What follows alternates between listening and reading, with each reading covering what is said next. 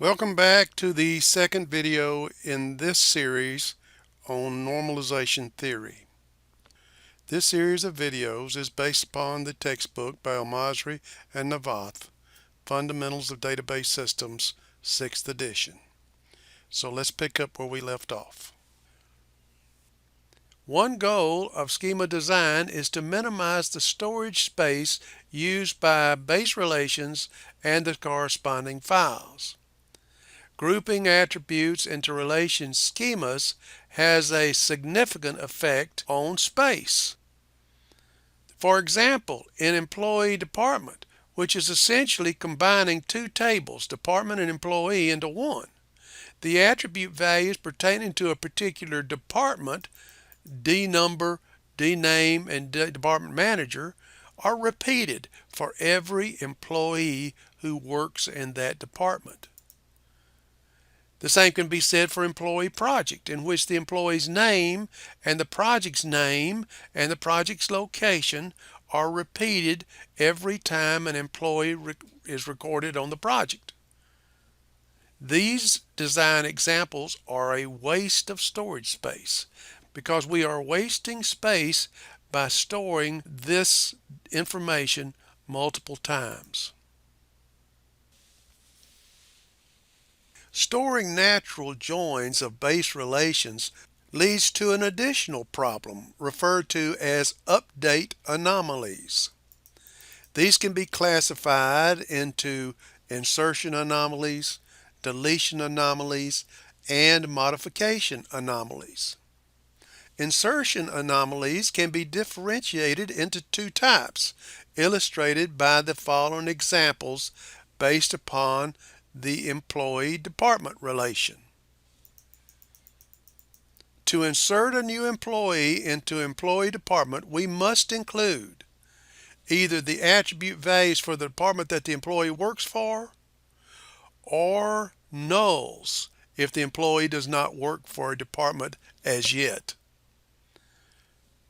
For example, to insert a new tuple for an employee who works for department number 5, we must include all the attribute values of department number 5 so that they are consistent with the corresponding values for department number 5 and other tuples in the same table.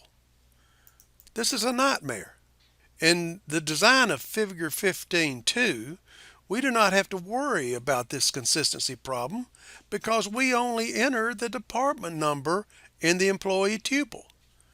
All of the other attribute values of department number 5 are recorded only once in the database as a single tuple in the department relation.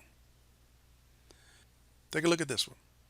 It is difficult to insert a new department that has no employees as yet in the employee department relation.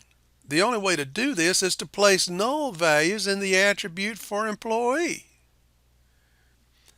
This violates the entity integrity of employee department because SSN, as you see from this underline, is the primary key. Moreover, when the first employee is assigned to that department, we do not need this tuple with null values anymore.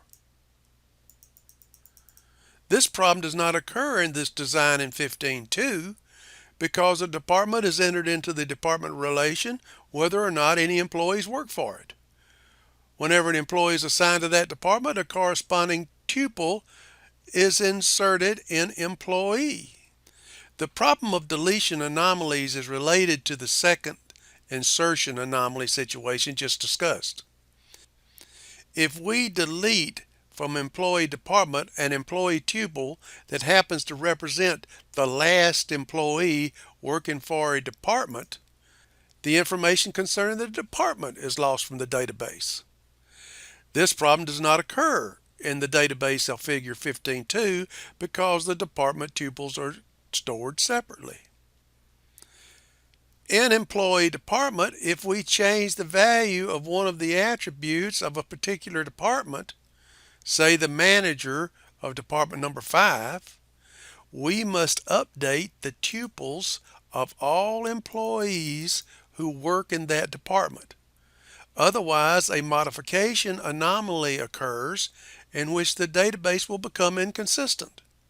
If we fail to update some tuples, the same department will be shown to have two different values for manager in different employee tuples, which would be wrong. It's easy to see that these three anomalies are undesirable and cause difficulties to maintain the consistency of data, as well as require unnecessary updates that can be avoided, and hence we state the next guideline as follows. Design the base relation schemas so that no insertion, deletion, or modification anomalies are present in the relations. If any anomalies are present, note them clearly and make sure that the programs that update the database operate correctly. The second guideline is consistent with, and in a way, a restatement of the first guideline. We can also see the need for a more formal approach to evaluating whether a design meets these guidelines. It is important to note that these guidelines may sometimes have to be violated in order to improve the performance of certain queries. If employee department is used as a stored relation in addition to the base relations of employee and department, the anomalies in employee department must be noted and accounted for by using triggers or stored procedures that would make automatic updates. This way, whenever the base relation is updated, we do not end up with consistencies.